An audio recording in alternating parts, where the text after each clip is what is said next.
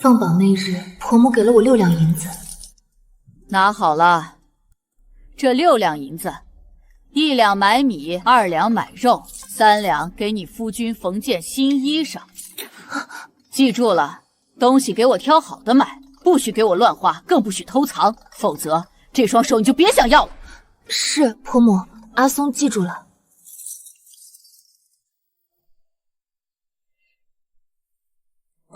都动作麻溜点儿，耽误了我儿的前途，你们担待得起吗？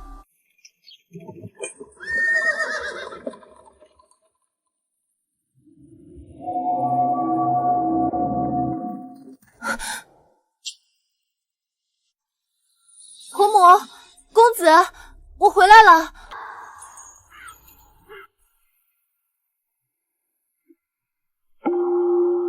姑娘怎么又回来了？周二公子可是进城当了大官，说是往后不会回来住了。当了大官，那他们举家都搬走了，走得干干净净的，连口水都没给你留。不可能，我守了他5年科考。傻丫头，到现在还没看明白吗？人家压根儿就没想着你呀。丫头，你也是个苦命的娃。这样吧，老身在京城有处熟人，是位受了伤的军汉，刚好缺人照顾，左右你也没个去处，不如去做个换衣女吧。走了，把我忘了。嬷嬷留步。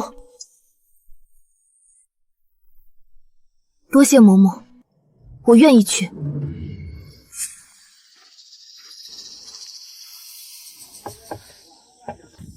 姑娘面相是个有福分的丫头。那军汉与老身熟识，前些年战场里伤了腿，平日里多有不便，这才托老身寻位可靠的洗衣女，伺候人是个苦差事。若你不是真到了无处可去的地步，老身万万不能置回，那是白白糟蹋了你的福分。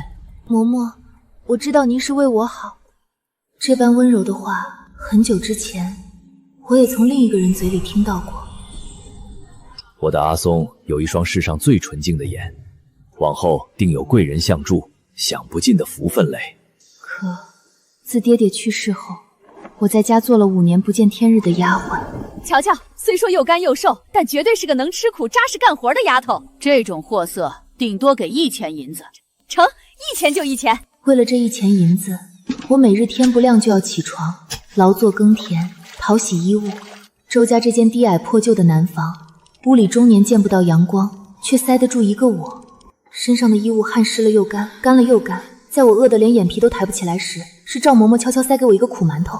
可怜的丫头，快趁这会儿没人塞2口，别饿坏了。傻阿松，那周二公子是个有才学的人物，你陪他苦熬科考，照料起军，这事儿没错。可是你可否想过，有朝一日他入朝为官，有了头脸，家中可还有你容身之处？当初嬷嬷的话我想过的，可那时候周随安对我很好。老身要的是丰满白净能生养的，花1两银子买了你这么个玩意儿，没用的东西，越看越是个赔钱货。母亲，算了，让他留下吧，南间那间柴房只给他住便是。好俊俏的郎君啊，山似玉，玉如君，相视一笑温，原来是这种感觉。公子，喝茶歇息一下吧。往后有劳小宋姑娘了，待颇某金榜题名时，一定娶小宋姑娘你为妻。只是后来那些话像是被风带走了，亏得还剩下这一句有劳。嬷嬷别担心，我会做的家事不少，总能换个活计养活自己。傻丫头，京城距此有300里，往后再想回来可就难了。若是还有想见的人，放不下的事儿，只要一走，再想寻人可就寻不到了。没事的，嬷嬷，阿爹早就走了，在这青州城里，阿松早就没有家人了。这米您拿着，等我做了那坏脾气军汉的换衣女，填饱了肚子，攒下很多工钱，还会常回来看望嬷嬷的。左右我也只会洗衣做饭，在哪儿不是干活呢？周公子现在当了大官，全家都不用再过穷苦日子了，我该替他高兴才是。是高兴了，应当是该高兴吧。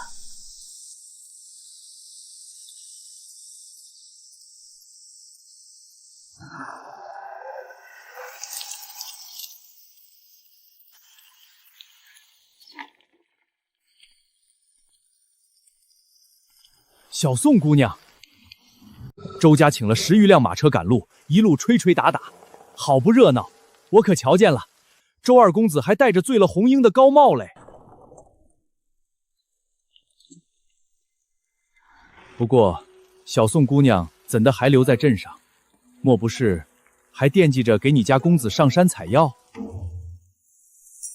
青州周家传到这一代，子息单薄，到周随安竟是3代单传，早不复当年祖上家境殷实的风光了。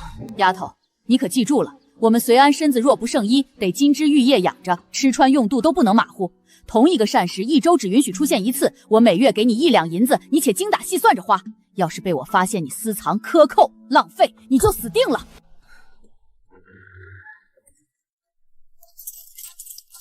我每天起早劳作不说，还要想办法省吃俭用，这1两银要是能掰2半就好了。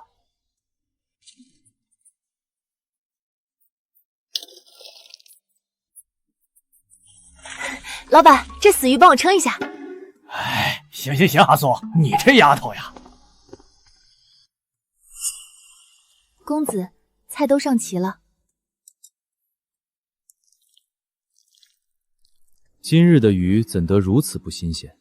阿娘每月给你的银子，你莫不是私藏了？没有，阿硕没有。君子远旁厨，我本不忍斥责你，可这鱼腥气如此之重，难道那鱼贩欺你年幼，以次充好？公子，这是金曹集市上能买到最好。还敢狡辩！你这般愚钝识不出来，如何能在我身边侍奉？我不敢多言，默默收拾好四方桌上的狼藉，又去厨房做了一桌。可那一整日，他与我赌气，水米未进，晚间便发起低热。公子，醒醒，先把这碗药喝了。乖些，喝完药再喝2口粥，胃就不难受了。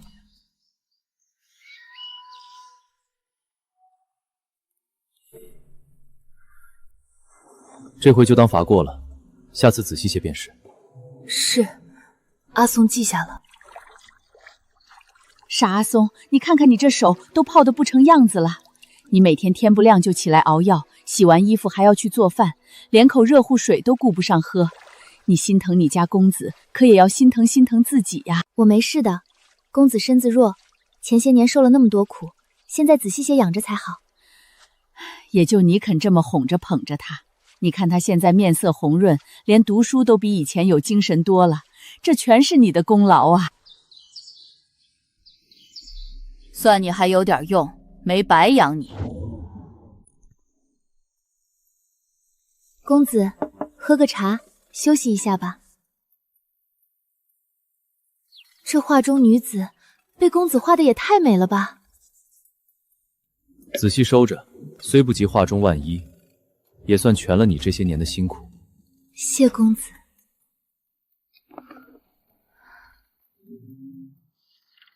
我要是有这画中之人1/10的美貌，公子也许就能多看我几眼了。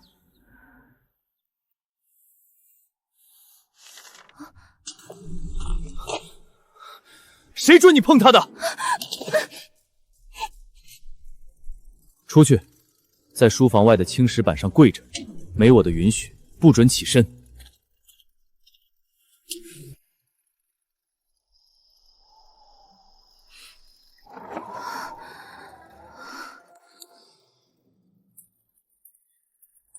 收回去吧。公子，阿松他已经晕过去了，再跪下去这身子……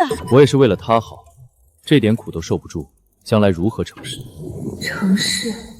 成什么事？我在周家比不过最低贱的婢子，我能成什么事？5年，你知道我这5年是怎么过的吗？他周随安是成事了，中举了，可我呢？他们是举家搬去了京城，却把我一个人骗去街上。等我满心欢喜寻回家时，周家早已人去屋空，屋内连一口水都没给我留。曾经，每当撑不住的时候，我都告诉自己再忍一忍，再忍一忍，忍过去就好了。可忍到最后，我才发现，人在被弃如敝履时，忍耐一文不值。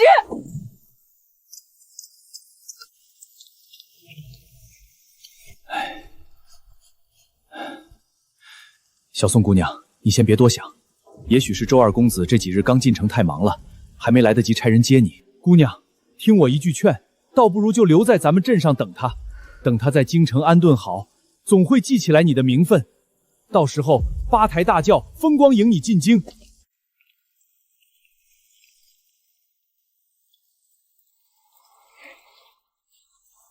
阿松知道了，爹爹曾教过我，等不到的人，那就不必再等了。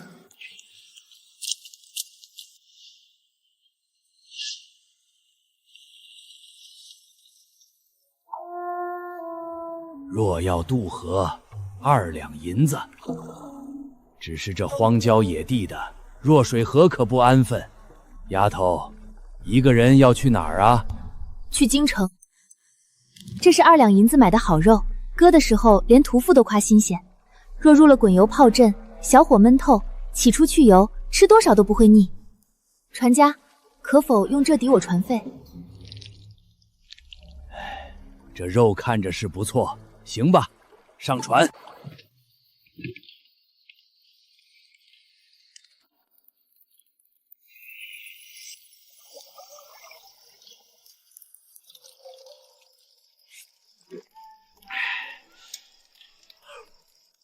还真是块好肉，老汉我水上漂了这些年，少见这么滑嫩爽口的。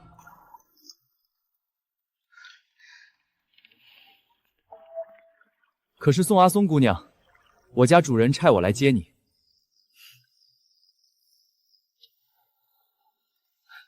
姑娘慢些，小心。姑娘莫要见怪，我家主人名叫陆以恒，是位正当青少年的好军汉。只是前些年腿脚受了暗疾，性子就从此古怪了些。不碍事。宋姑娘，宅子路远，怕你出来京城不识得路，徒生麻烦。是以，我和赵彤提前几日在这里等你。有几日了？怕是有3、5天了。自打收到消息，主子每天都要来这儿守着。就怕错过了姑娘的船，主子又怕小的们贪玩误事儿，非得一个人。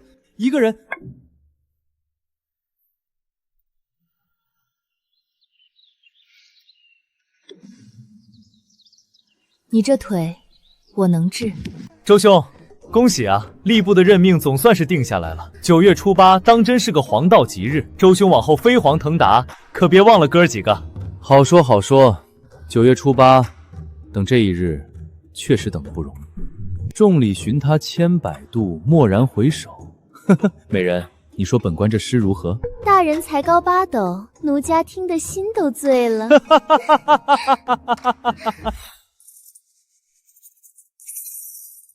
这京城当真是销金窟，从青州带来的盘缠本就不多，这才喝了几日便见底了。京城酒楼虽多，可这口味地气，怎么也吃不惯，总觉得心里空落落的，少了些什么。到底是少了什么呢？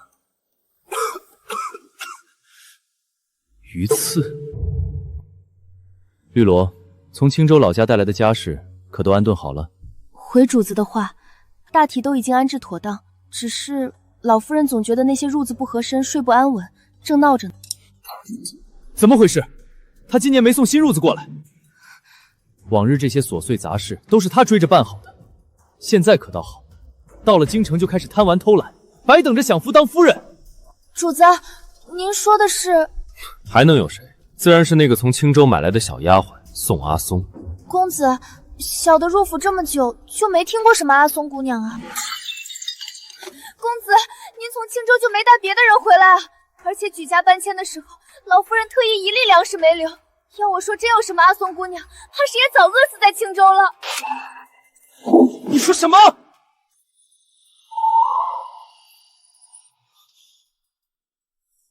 愣着做什么？差人往青州找！哎呦，我的少爷，您怕是不知道，这派人回去路费、打点、马匹，哪样不要银子？可咱府里现在连下个月的米钱都悬了。胡说！本官中举时，乡绅贺礼少说也有几百两，银子呢？少爷，您怕是贵人多忘事，您前几日为了显摆风流，在那红袖招给花魁娘子过生辰宴，那一晚上撒出去多少？咱们哪还有多余的银子去寻阿松姑娘？周郎，奴家都有些年没过过正经生辰了，听闻上京的烟火最是好看，只需1000两银子打点。周郎可愿再心疼心疼奴家？1000两银子算什么？只要娘子高兴，周某便为你包住这全城的烟火。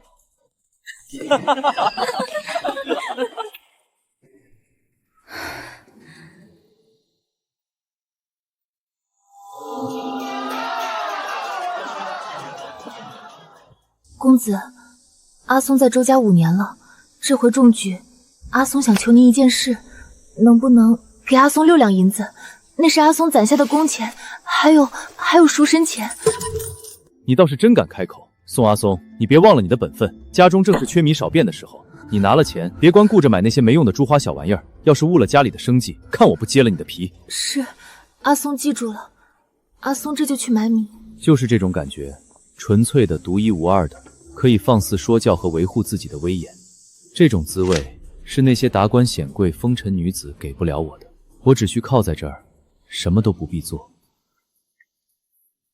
丢了，我把那个一向愿意哄着自己的人弄丢了。不对，不对，主子，您这是怎么了？宋阿松这辈子最听我的话了，他肯定不会在青州等我。他回来发现家里空了，肯定会以为我只是走快了一步，他一定会来京城找我的。可他身上统共就那几两银子，来京城300里路，她一个弱女子，路上要是遇上水匪草盗，你也给我去找，从青州沿路找，就算把京城翻个底天也要找，活要见人，死要见尸，一定要把他给我找回来。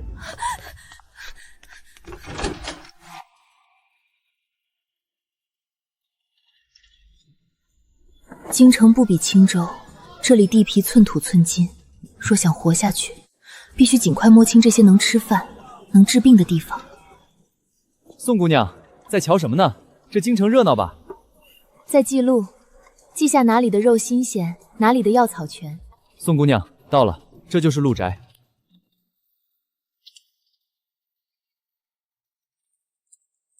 这间就挺好，有个遮风挡雨的地方就行。哎呦，宋姑娘，您这是干什么？快把包袱拿起来，这哪是您住的地方啊！赵大哥，这耳房虽然矮了点儿，但我干活利索，不占地方的。不行不行，主子要是知道我让您住这儿，非得拆了我的骨头不可。跟我来，您的屋子在后面。赵大哥，陆宅的下人都是住这样的院子吗？还是说这院子是单给我一人的？主子说了，这宅子里一直都是咱们这帮糙老爷们儿，您啊是请回来的第一位姑娘。主子说了，咱哥几个往后的衣食住行、推拿治腿都得仰仗您。您可是咱陆宅的大功臣，自然不能慢待了。这就是专门给您准备的，主子特意交代过，您不是下人，是客。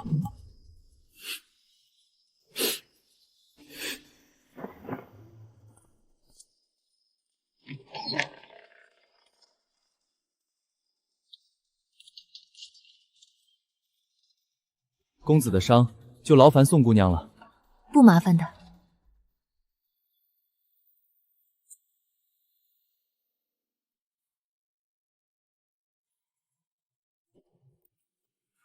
宋姑娘，不可！别躲，君汉这腿是因为旧伤拖延太久，导致寒气入骨，已经伤了筋脉。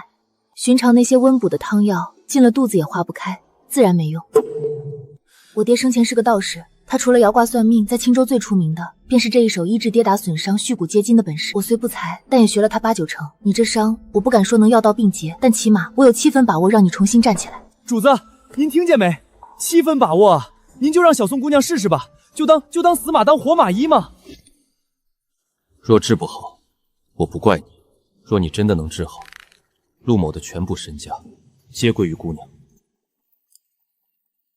治腿是个水墨功夫，急不得，也造不得。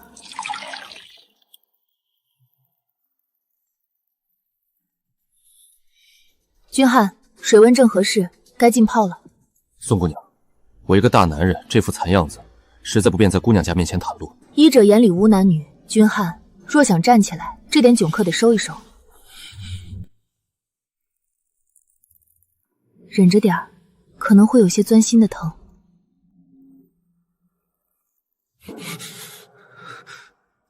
等针灸完，要泡足1炷香的功夫。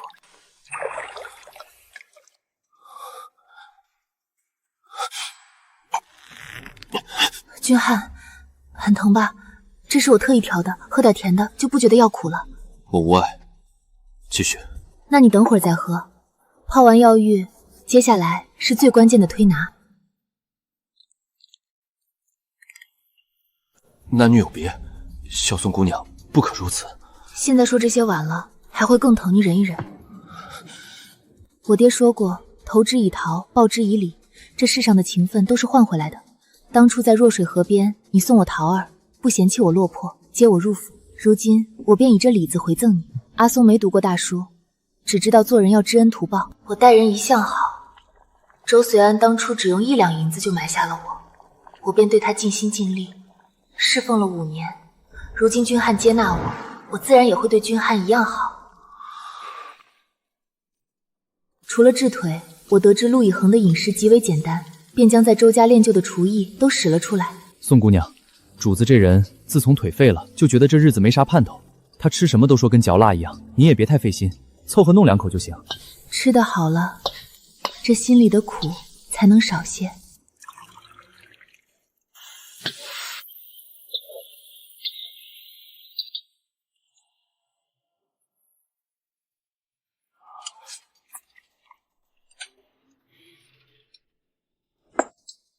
饭钱拿着。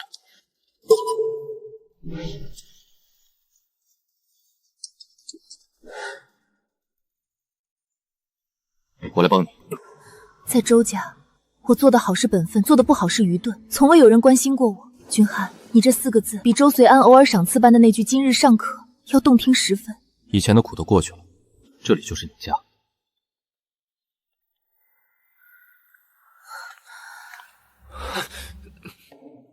君汉，你身后藏了什么？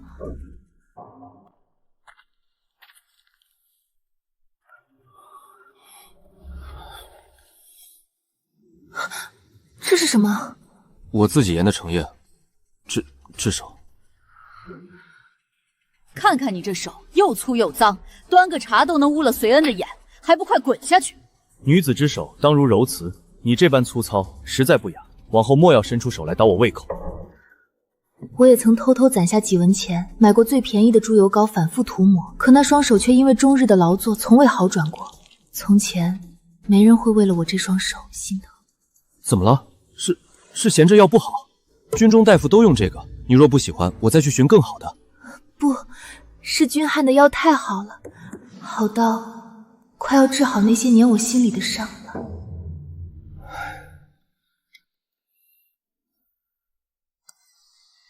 君汉，试试看，别用它。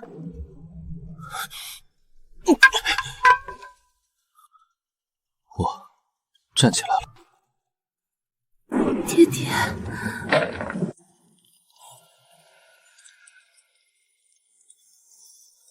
我睡不着，随手刻的，给你。夜里怕黑，就点着灯。君汉，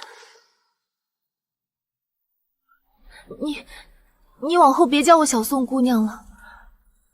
我爹还在世的时候，都叫我阿松。陆以恒，这是我的名字。阿松，往后你也别怕。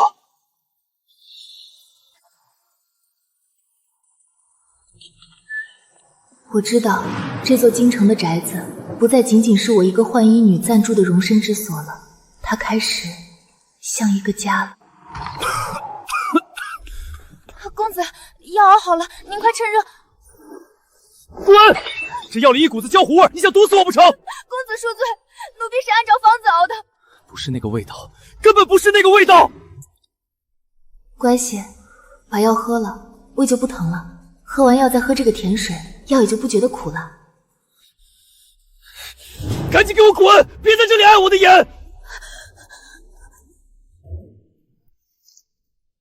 走！快把这老瓦子拿走！这哪里是给人睡的，硬邦邦的，一股子霉味儿！老夫人，这可是奴婢晒了一整个晌午的，您性子也太苛刻了些。这天儿虽好，可被子哪能晒出太阳味呢？您这分明是为难人。随安，你瞧瞧你买回来的这些东西，一个两个生的勾人，干起活来连个响声都没有。这被褥盖在身上，冷冰冰的，我这腰腿哪受得了？行了，吵什么吵？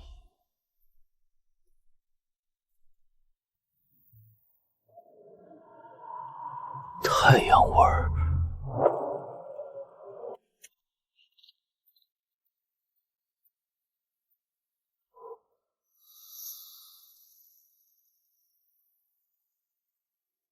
只有阿松晒的被子，才能有那种香味。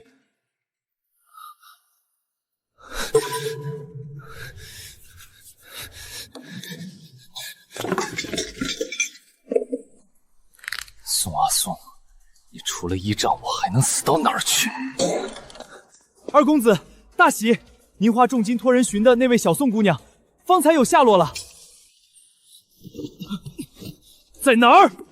就在西城的陆家巷子外，有人亲眼瞧见他在那儿买药，正拿着包好的药草往巷子深处走呢。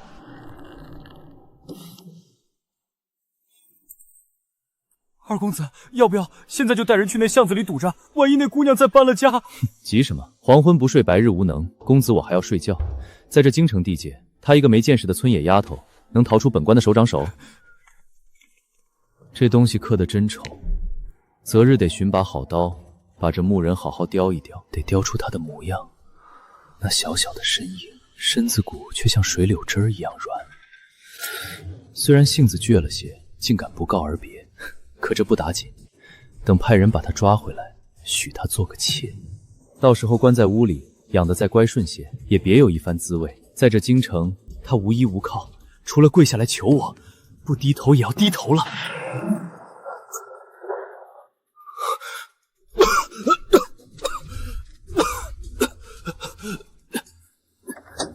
该死，这心口怎么越发不舒坦了？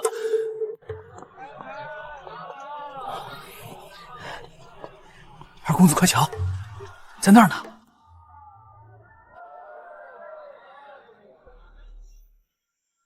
那种笑，我好像在这5年里，从未见他有过这般发自内心的恬淡笑意。瞧他那副样子，没了本官照应，也只能在这些粗布摊子前打转。去，将他带过来，就说周二公子现在已经是朝廷命官，中举后不忘旧恩，特地来接小宋姑娘回府享福。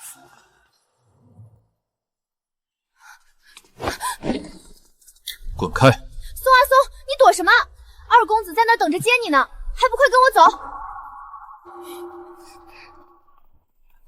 二公子，那小宋姑娘瞧着惶恐的很，压根不想过来，而且她身旁还跟着位陌生男子，二人举止很是亲密。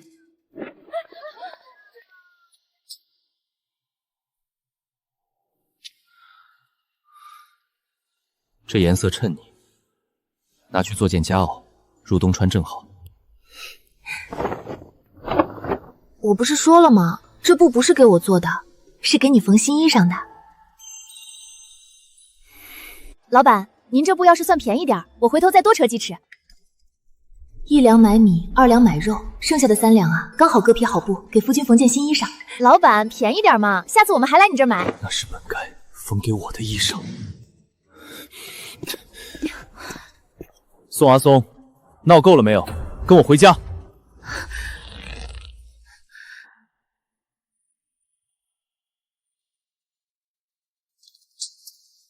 宋阿松，你知不知道我找了你多久？为了寻你，我耗尽心力，甚至忧思成疾，呕了血。你就这么回报我？别闹了，跟我回去！你可知我现在是什么身份？我已正式在吏部任职，前途不可限量。只要你乖乖跟我回去，我许你入府做妾。日后等你再顺从乖巧些，我再想办法做主抬你做贵妾。你瞧瞧你现在的样子，跟着这种除了力气一无所有的粗鄙武夫，你到底在图什么？阿松，听话，这京城不是你待的地方，只有我身边才是你的生路。你说你找我，那么当初你们举家搬迁，甚至连邻里都瞒在清水不漏的时候，你可曾想过我？从青州到京城，整整300里荒山野路。那时候，你可曾想过，我一介手无寸铁的弱女子，是生是死，是会被山匪掳走，还是会饿死在荒原？你说你忧思成疾，周公子，你到底是想念我，还是想念当初那个打不还手、骂不还口、对你唯命是从的奴婢？周公子，你是生病了才想起我这个方便使唤的药罐子吗？至于做妾，周公子，我在你周家5年，活得连家生子，连最低贱的婢子都不如。如今我凭自己的医术和手艺吃饭，活得堂堂正正，我为何要自甘堕落，再回去做你那个仰人鼻息、不见天日的妾？那他又能给你什么？一个落魄武夫，值得你这样死心塌地？你问我他给了我什么？我告诉你，他给的是你这辈子也拿不出来的。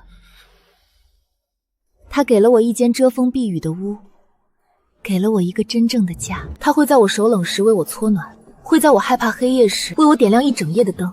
最重要的是，他从没把我当成一个物件，他是把我当成一个活生生的人来尊敬。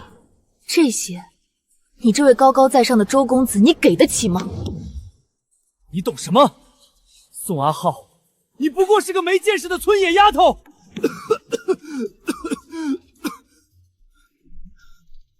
妇人之仁，你这完全是妇人之见。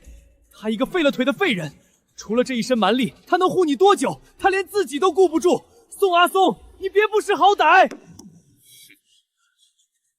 废人。周公子，陆某这双腿是3年前在北境战场，为了挡住北敌铁骑，为保家卫国而上。陆某只需站在这里，便是大燕的功臣，受圣上封赏，受百姓敬仰。而你，一个拿着未婚妻的赎身钱去买笑，得志便抛弃糟糠的读书人，有何资格，有何脸面说我是废人？好一个大燕功臣，宋阿松，你当真要为了这么个男人跟我恩断义绝？你可想清楚了，离了我周家，你便再无退路。义，你也配？哼，这5年来，我当牛做马，供你读书，为你熬药，换来的却是不告而别。你这种人，也配跟我谈恩义？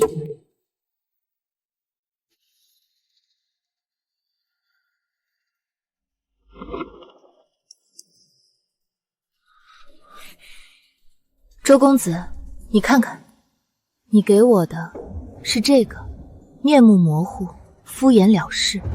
当初你随手丢给我时，怕是连我的样子都没看清吧？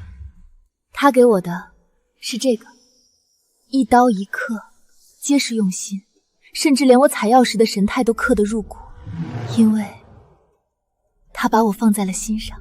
我曾以为，只要我再忍一忍，对你再好一点，你总有一天会看到我，会给我一个哪怕只是作为人的起码敬重。那时候的我也真是可笑，我把你随手丢弃的这块废木头当成旷世珍宝，每天晚上抱着它给自己打气，把你那些风一吹就散的空话当可以守一辈子的誓言。我哭，不是因为还爱他，而是心疼自己，心疼那个在无数个黑夜里抱着这个木人给自己打气的傻姑娘。现在想来，这5年真是可笑。周公子，你看，这不值钱的烂木头碎了，我那不值钱的5年也要不回来了，就当是我当初眼拙，将一片真心为了野狗。宋阿松，你怎么能不要我？呸！穿的人模狗样，竟然是个负心汉，活该！这种人也配读圣贤书？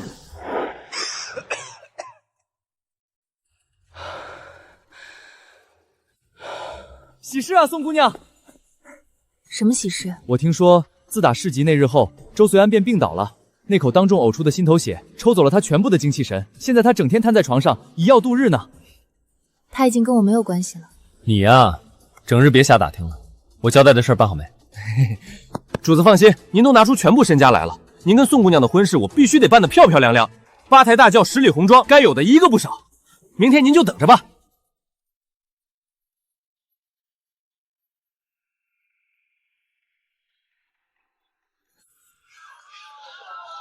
怎么还没到？路上不会出现什么意外吧？外面为何这般吵闹？回二公子，是陆家，陆以寒校尉今日大婚，说是动用了全部身家，要给新娘子一场10里红妆。10里红妆，他一个粗鄙武夫哪来的钱？听闻那是陆大人在北京所有的战功赏赐，而且他还穿着新娘子亲手缝的天蓝色新衣，满京城的人都在夸。够了！我本以为他没我会死，到头来离了他，舍不得的是我，没命的人也是我。新娘子到，新娘子入府喽！瞧瞧陆大人这身衣裳，真叫多细致，一看就是新娘子掏了心窝子做的。这可比那自命清高的状元郎强多了，这种才是良配。爹，你看到了吗？在这京城，我也能走得这么风光，我再也不是那个连水都喝不上的弃妇了。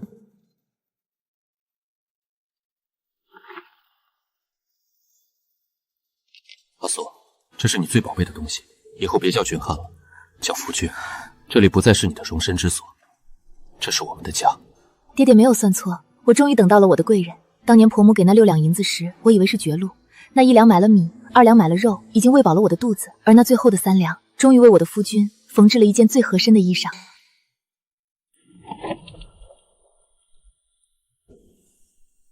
在遇见阿商之前，我以为我的人生已经死在了那个血流成河的战场上。老张，瞧好了，今天我非得斩下敌军将旗，让老爷子看看，我陆以恒天生就是当大将军的料。小毛头，战场可不是你家后花园，待会儿跟着我，别掉队。冲啊！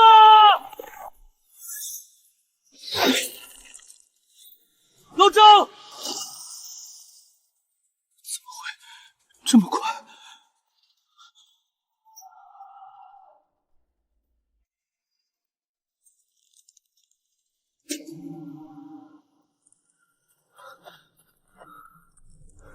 主子，今天这一战，您不要命了吗？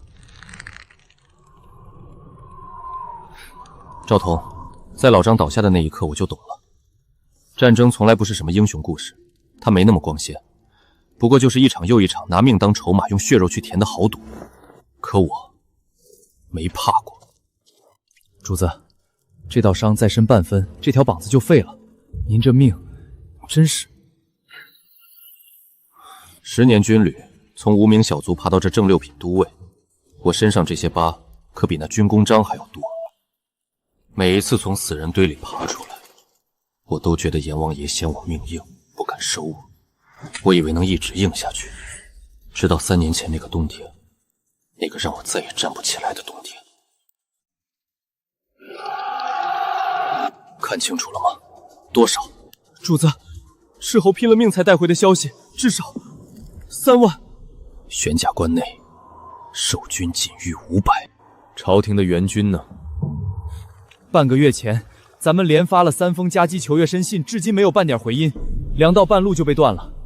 咱们剩下的粮食，算上掺了糟糠的，最多还能撑5日。主子，那帮缩在京城的文臣，是不是诚心要看咱们死在这儿？朝廷不是不派援军，而是有人在路上做了手脚。我陆以恒升得太快，这朝堂之上挡了太多人的路，自然不缺想让我死的人。但我身后是这座关隘，是关内数千黎民，这是大燕的国门。若我退了，这城中百姓怎么办？传令3军，人在城在，人在城在。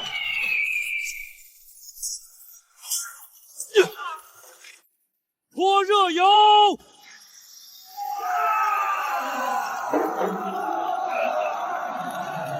拔出敌人的箭，继续射！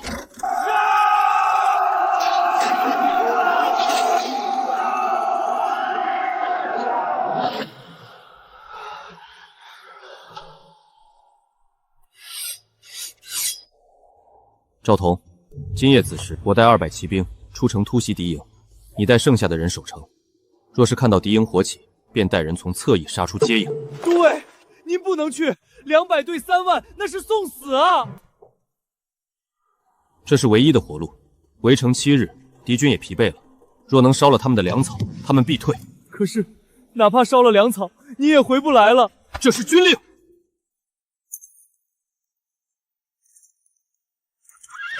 竹云，兄弟们，今夜若能活着回来，我请你们喝最烈的烧搭子。对，要是回不来呢？那就下辈子聚在一起，再喝个痛快！开城门！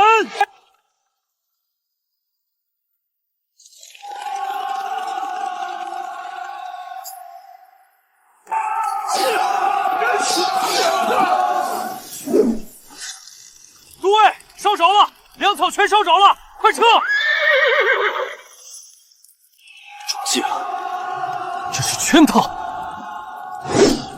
兄弟们，随我杀出去！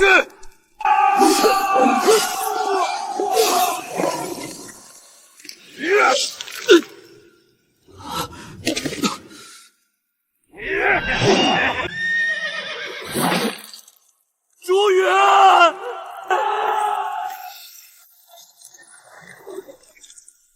各位，赵同在此！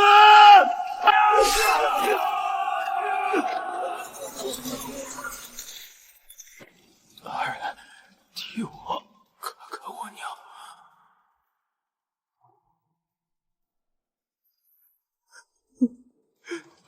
都卫醒了，快，俊逸，都卫醒了！多少人回来了？说47。500精兵出城，活下来的只有47个。那个平日里最爱在锅灶前跟他顶嘴的火头军老周没回来，那个连姑娘手都没牵过的小栓子也留在了那片血红的雪地里。我的腿骨虽然勉强接上了，可伤得实在太深，筋脉全断了。你是说我以后就是个废人了？出去！对，我说出去！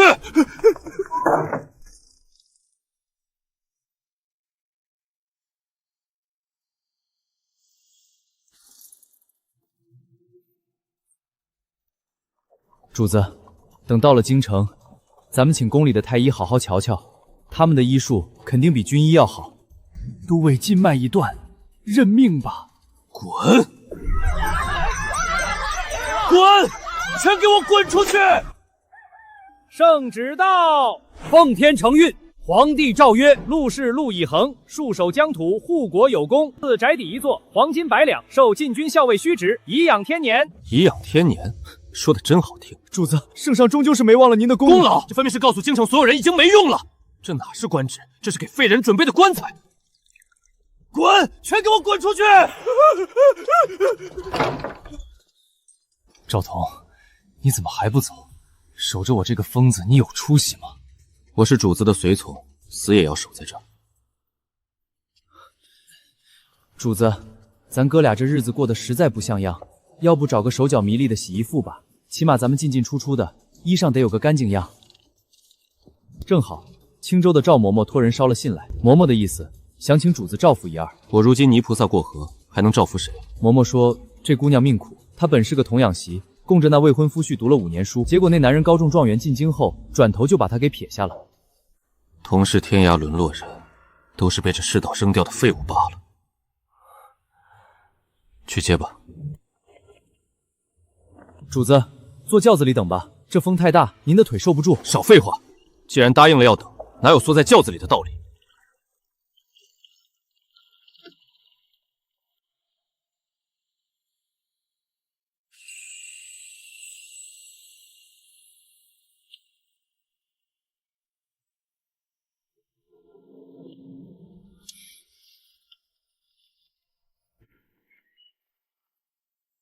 你这腿，我能治。他的眼睛实在太干净，干净到我竟不忍开口拒绝。治腿的过程简直是一场酷刑，药汤参蒸，银针刺骨，那种疼比当年刀子生生砍在身上还要难受100倍。君汉很疼吧？别硬扛着了，喝点甜的，这心里也就不觉得要苦了。不苦，继续吧。主子，使不得啊！这地面化了一半，满是烂泥，万一滑倒了，咱们这几个月的罪就白受了。还是让属下扶着您走吧。赵大哥，你让开。君汉，你还打算让这根死木头陪你一辈子吗？阿松，我的腿在抖。抖是因为他们在醒过来。你是我送阿松救回来的人，我爹教过我，哪怕你今天真的摔进这烂泥里，我也能把你拉起来。可你若是不松手，你这辈子都只能当个废人。好。哪怕是摔在泥里，我也要丢开这根该死的木头。我站起来了，我站起来了。主子，你站起来了！主子真的站起来了！赵彤，别哭了，丢人。赵彤在哭在笑，可我眼里只有阿苏，他站在那里，笑得比阳光还要暖。我这条命算是他给救回来的。阿松，你的手啊，平日里做活多，粗糙的很，别惊了君汉的眼。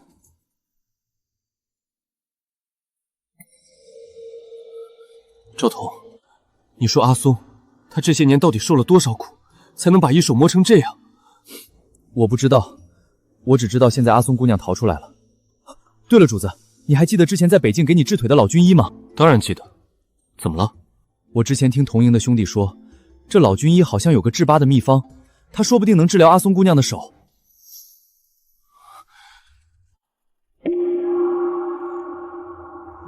陆校尉，您这伤当真有好转了？老先生，陆某不为治腿，想求一张能软化后颈、愈合皲裂的药方。我捣碎了草药，混了蜂蜡。陆某是个粗人，不会说什么好听话。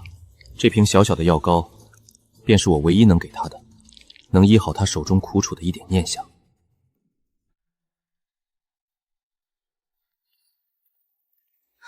君汉，你在这站着做什么？这都黄昏了，风大，小心腿部受了凉。阿松，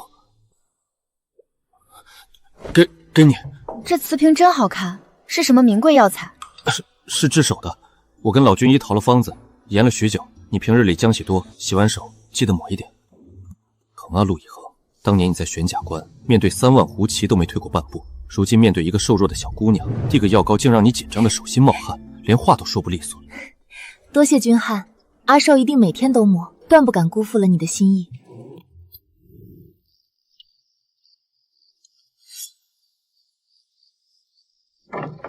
主子，这沉香木剑鞘可是您最宝贝的东西，这深更半夜的，您怎么拿刀往上面划了？我在刻东西。刻东西？您这是要学那些文人墨客，刻一个绝色美人出来？我不刻什么绝色美人，我刻的是阿松。刻阿松姑娘？那您这是要刻她什么样的？就刻她背着药篓，眉眼弯弯，站在阳光下的样子。还有她在田埂上追着一只彩蝶，笑声清脆的样子。阿松姑娘笑起来确实好听，像碎玉似的。还有元宵节那晚，她仰头看着满天的花灯，眼里盛满了光亮，就那么俏生生地立在闹市中心的样子。我不刻那老夫子的绝色美人，那些画上的仙子哪抵得上你半分鲜活？阿松，苏阿松，是你治好了我的腿，让我这副残躯能重新站起来。可你最厉害的是当了我的贵人，治好了我那颗早就随泡沫死在玄甲关、早就枯死掉的心。阿松，这一针一木，可都是我陆某人活下去的宝藏。